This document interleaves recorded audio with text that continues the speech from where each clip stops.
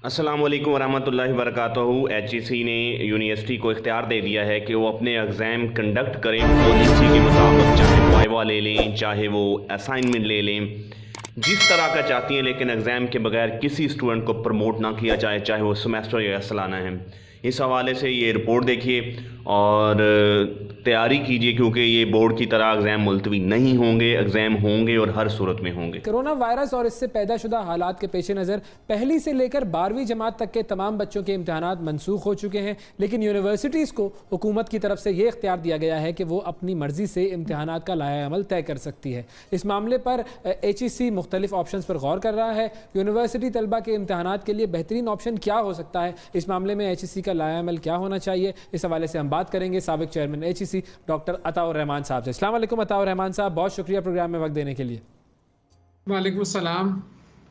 Sir, सबसे पहले तो ये बताइए कि ये जो यूनिवर्सिटी के तलबा के इम्तहानात हैं, उस हवाले से दुनिया में क्या हो रहा है और हमारे पास क्या होना चाहिए, बेस्ट ऑप्शन क्या है? दुनिया में जनरली यही किया है कि जो पिछले इम्तिहान के रिजल्ट्स थे उनके बुनियाद पे या तो प्रमोट कर दिया है बहुत सी यूनिवर्सिटीज़ ने, या फिर ऑनलाइन इम्तिहान का अरेंजमेंट किया है बहुत सी यूनिवर्सिटीज़ ने। तो दोनों ऑप्शंस मुमकिन हैं। ऑनलाइन अगर वो इम्तिहान लेते हैं तो फिर आइडेंटिफिकेशन का मसला होता है कि कौन दे रहा है, एक्चुअली वही कैंडिडेट है, कोई और तो नहीं है। तो फिर एक ख़ास जगह पे जाकर जहाँ पे सुपरविजन हो वहाँ से इम्तिहान दिलाया जाए तो फिर वो मुमकिन हो सकता है। तो दोनों सूरतें इख्तियार की गई हैं और दोनों मुमकिन है पाकिस्तान में करने के लिए कि लोग या तो प्रमोट कर दें उनको पिछले मार्क्स की बुनियाद पर। उसमें कबाहत यह है कि उनकी फिर डिवीज़न जो है वो अफेक्ट हो सकती है, क्योंकि इम्तिहान नहीं हो रहा तो फिर वो उनको अपने ग्रेड्स इम्प्रूव करने का चांस नहीं मिलता। अच्छा सर, अभी आपने ये बात की कि अगर हम बैरूनी दुनिया की बात करें तो वहाँ पर भी ये मसला होता है कि ऑनलाइन एग्जाम हो रहे हो तो आइडेंटिफिकेशन का मसला होता है, तो वहाँ पर भी ये मामला चलते हैं कि भाई इम्तिहान किसी का है और कोई और दे रहा है, ये सिर्फ यहीं पर ये मामला होते हैं? नहीं, बाहर भी सुपरविजन ऑनलाइन इम्तिहान के अंडर सुपरविजन ही किया जाता है। और हमने भी पाकिस्तान में लेते हैं इम्तिहान। वर्चुअल यूनिवर्सिटी जो मेरी ज़माने में कायम हुई थी उसके तहत बहुत सारे सेंटर्स बनाए गए हैं, कोई 200 से ज़्यादा सेंटर्स हैं जहां ट्यूशन भी होती है और वहां इम्तिहान भी दिए जा सकते हैं। स्टूडेंट जो इम्तिहान देने होते हैं वहां उन सेंटर्स में जाते हैं, हर शहर में मौजूद हैं ये सेंटर्स, और वहां जाकर और फिर अंडर सुपरविजन इम्तिहान देते हैं। ऑनलाइन इम्तिहान होते हैं लेकिन अंडर सुपरविजन दे रहे होते हैं। ठीक है, तो फिर हमारे जो पाकिस्तान में एजुकेशन सिस्टम है, खासतौर पे यूनिवर्सिटीज़ की अगर हम बात करें, तो उसमें सबसे ज़्यादा प्रॉब्लम या चैलेंज क्या होगा इस सूरत हाल में एग्जाम्स के हवाले से आपके ख्याल में?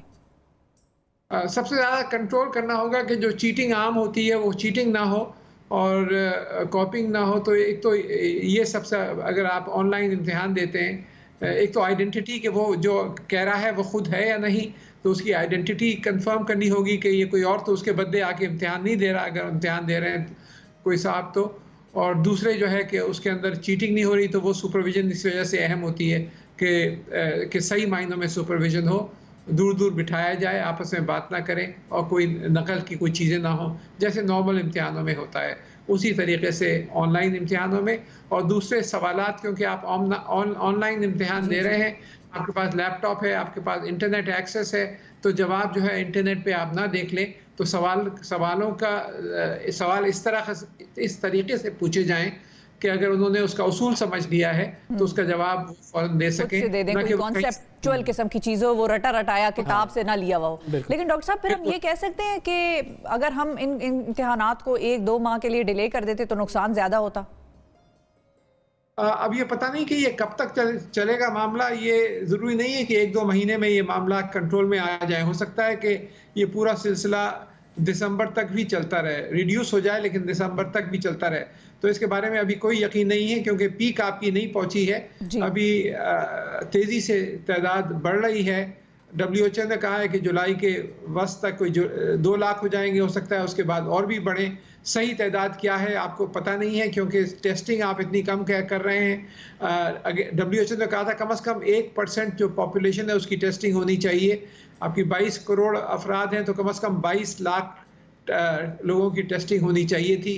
आपने 2-3 लाख लोगों की सिर्फ टेस्टिंग करी है, तो आपको पता ही नहीं है कि सिचुएशन कितनी है, कब पीक आएगी, कब फ्लैटन आउट होगी और कब ये कम होगा। तो इसके बारे में कहा नहीं जा सकता कि 1-2 महीने में हम खाली पोस्टपोन कर देते इम्तिहान और फिर ले लेते। तो इसके बारे में कुछ अभी कबल वक्त होगा इस तरह के अंदाज़ा लगाना। अच्छा, अब मैं आपसे ये भी चाहूँगा जानना कि कोरोना वायरस के हवाले से क्या रिसर्च हुई है, लेकिन इससे पहले तालीमी हवाले से सिर्फ आखिरी बात ये बताइए कि अब आप क्या देखते हैं कि पोस्ट कोविड-19 हमें क्या ऑनलाइन एजुकेशन की जो स्प्रेड है वो ज़्यादा नज़र आएगा और ऑनलाइन एजुकेशन की एक्सेप्टेबिलिटी ज़्यादा नज़र आएगी पाकिस्तान में, ख़ास तौर पर अगर बात की जाए तो?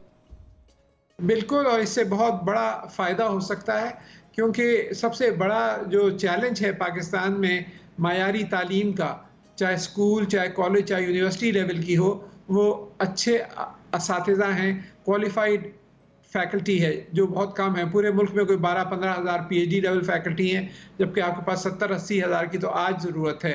तो लेकिन ये जो बहुत बेहतरीन कोर्सेज इस वक्त अवेलेबल हैं, MIT ओपन कोर्सवेयर है, स्टैनफोर्ड के कोर्सेज हैं, कोर्सेरा, यूडेसिटी वगैरह वगैरह। तो मैंने एक वेबसाइट बनाई है जिसमें ये सारे कोर्सेज एक जगह पे जमा कर दिए हैं। ये 3-4 साल पहले प्रेसिडेंट ऑफ पाकिस्तान ने इनॉग्रेट की थी, और इसके अंदर स्कूल लेवल, कॉलेज लेवल और यूनिवर्सिटी लेवल कोर्सेज हैं।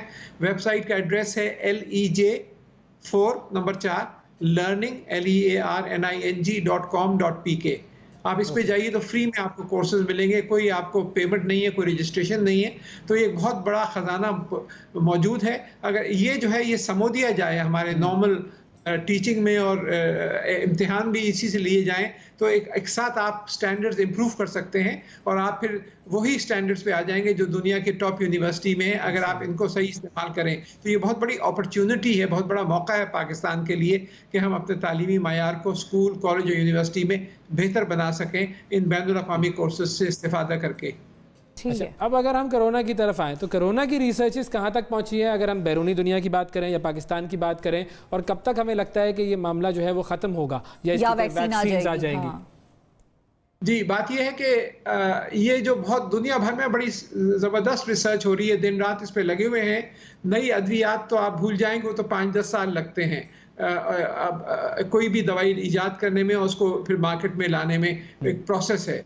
जो एग्जिस्टिंग अद्वियात हैं उस पर बहुत रिसर्च हो रही है, और एक अभी हाल में रेमडेसिविर के नाम से एक दवाई है जो कि एक अमेरिकन कंपनी गिलियड ने, जो पहले ही से एंटीवायरल ड्रग मौजूद था, वो जब क्लिनिकल ट्रायल्स में देखा गया है कि उससे कोई 30% फ़र्क होता है उस टाइम में, जिस टाइम में पेशेंट रिकवर कर रहा होता है, यानी 15 दिन के बजाय 11 दिन में रिकवरी पीरियड, तो थोड़ा सा फ़ायदा है। इसी तरीके से जो और कुछ ड्रग्स हैं, हाइड्रोक्सीक्लोरोक्विन है, एजिथ्रोमाइसिन कॉम्बिनेशन है, इसके बारे में फ्रांस में ट्रायल्स हुए हैं और उसमें भी काफ़ी मुफीद पाए गए हैं। इसी तरीके से हमने भी ट्रायल शुरू कर रखे हैं, हमारे टास्क फोर्स ने, कोरोना वायरस टास्क फोर्स का मैं चेयरमैन हूँ। मुल्क में 16 इदारों का हमने एक कॉम्बिनेशन बनाई है जो मिलकर काम कर रहे हैं, कंसोर्शियम है बनाया है, और उसके तहत मुल्क में ट्रायल्स हो रहे हैं। लाहौर में यूनिवर्सिटी ऑफ हेल्थ साइंसेज में हो रहे हैं और जगह पे भी हो रहे हैं।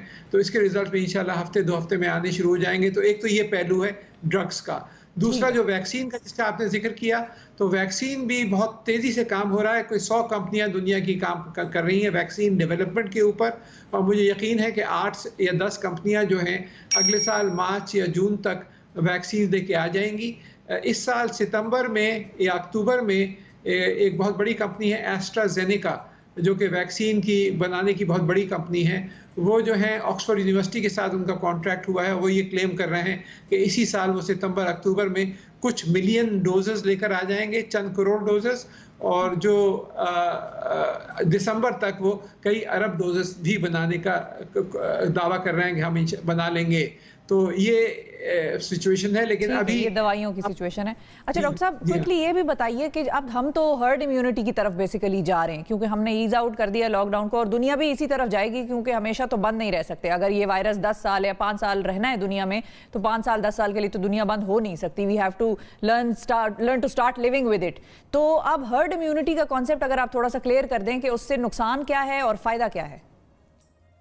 हर्ड इम्यूनिटी से फ़ायदा ये है कि आपको ग्रेजुअली आप खोल देते हैं हर चीज़, और आहिस्ता आहिस्ता इम्यूनिटी डेवलप हो जाती है पूरी पॉपुलेशन में, और एक सर्टन लेवल के ऊपर जब पहुंच जाती है, कोई 60 या 70% पॉपुलेशन अगर इन्फेक्ट हो जाए तो कहते हैं कि हर्ड इम्यूनिटी ऑटोमेटिकली डेवलप हो गई है और उस पर अब ये असरअंदाज नहीं होगा।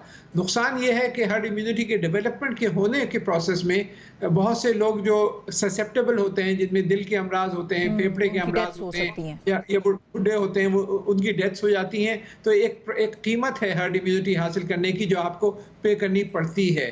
तो आपके पास और कोई चारा नहीं है कि आप सेलेक्टिव लॉकडाउन करें, आप हॉटस्पॉट्स आइडेंटिफाई करें और जो लोग और टेस्टिंग बड़े पैमाने पे करें, जैसे कहा मैंने, और ख़ास तौर पे अभी तक आपने जनरल रैंडम टेस्टिंग शुरू नहीं करी, और आप ये पीसीआर से हटकर जो आप टेस्टिंग करते हैं यूजिंग एलाइजा, जो एंटीबॉडी टेस्टिंग है, वो बहुत कम कीमत पे और बहुत तेज़ी से हो जाती है। तो उसको फौरी तौर पे आपको बड़े पैमाने पे अडॉप्ट करके मुल्क में राइज करना चाहिए, ताकि